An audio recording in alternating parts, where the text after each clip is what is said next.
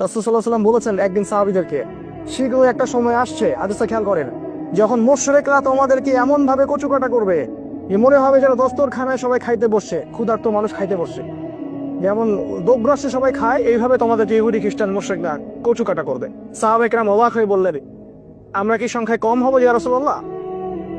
আমরা কি ওই দিন সংখ্যায় কম হব? তিনি বলেছেন, না, তোমরা সংখ্যায় কম হবে না, তোমরা হবে আবর্জনার মতো, সমুদ্রের সেরার মতো, কিন্তু আবর্জনার মতো। তোমাদের ভিতরে দুইটা বিষয় ঢুকে যাবে, যার ফলে তোমাদের এই করুণ পরিণতি হবে। সাহাবাগণ জিজ্ঞাসা করলেন, কি সেই দুইটা বিষয়? তিনি বললেন, একটা হচ্ছে আল ওয়াহান। আল ওয়াহান মানে দুনিয়ার মোহ এবং মৃত্যুর ভয়।